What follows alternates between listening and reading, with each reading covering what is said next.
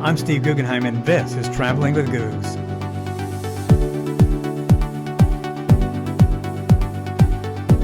It was dark, and we were nearing the end of our first game drive when a call came in from the radio. Lions.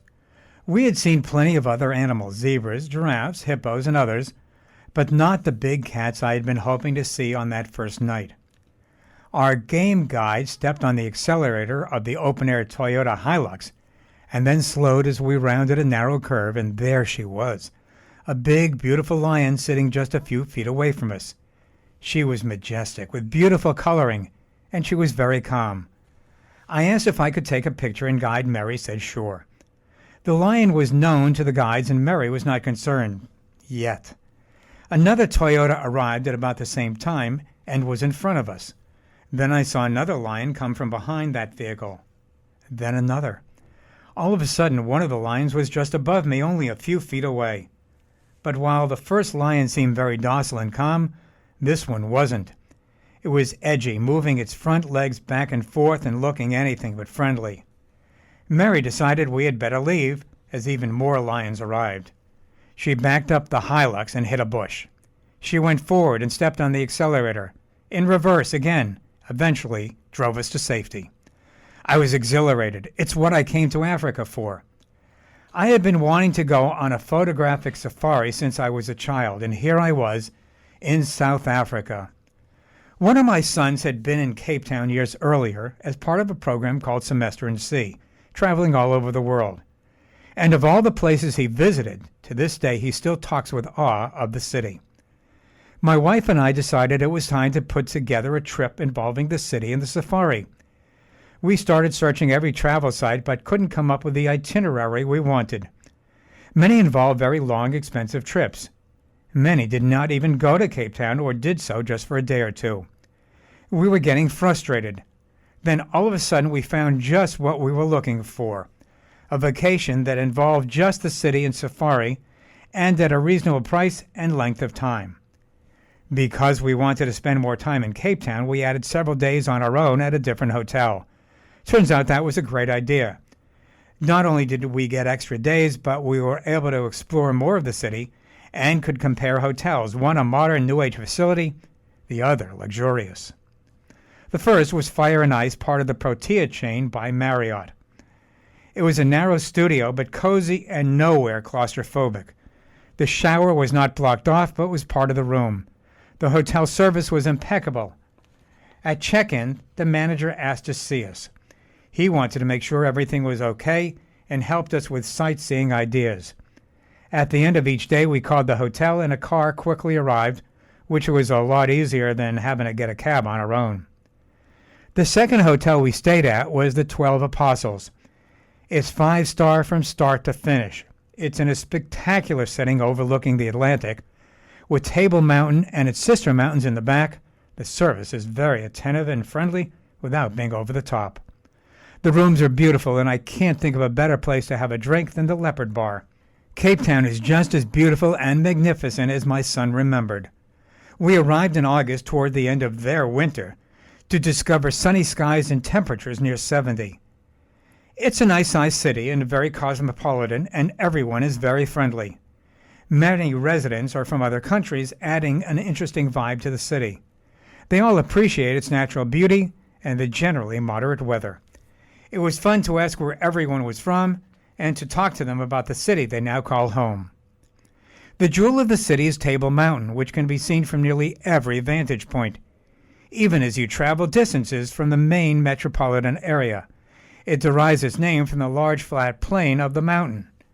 It's best to visit on a clear day, so if it's cloudy, change your plans and go on another day.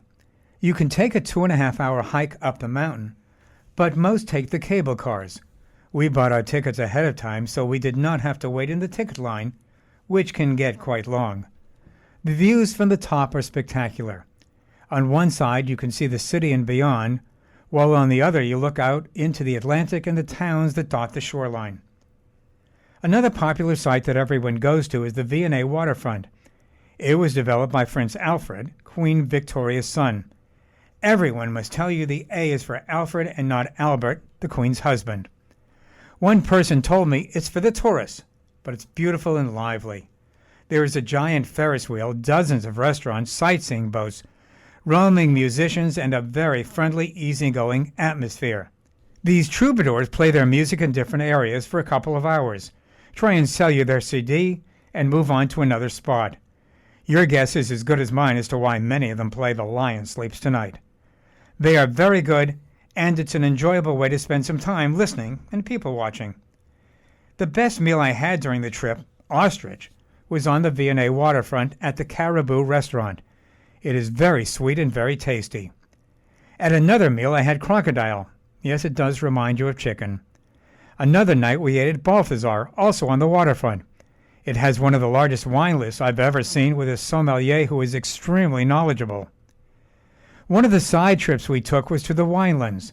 South Africa has a burgeoning wine industry, and some of the wines compete quite admirably with those from around the world, with prices a lot more friendly to your pocketbook. At one of the wineries we had cheese that matched the reds and whites, at another olives that matched the wine, and at a third they make chocolate to go with specific wines. The best was a dark chocolate with a cherry matched to a delicious red. I can't imagine what could be better than that. We also spent an amazing day traveling to Cape Point at the tip of Africa. Included is a trip to Hout Bay and a boat ride to Seal Island. Thousands of seals together on an island reminded me of a packed commuter train. At a stop along the way, Boulder Beach, you see scores and scores of penguins. They're fascinating to watch as they waddle along and feed their young.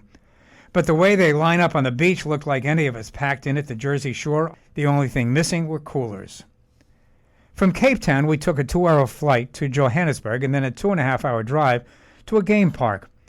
It was difficult to find the Palansburg Preserve on a map, but it is beautiful.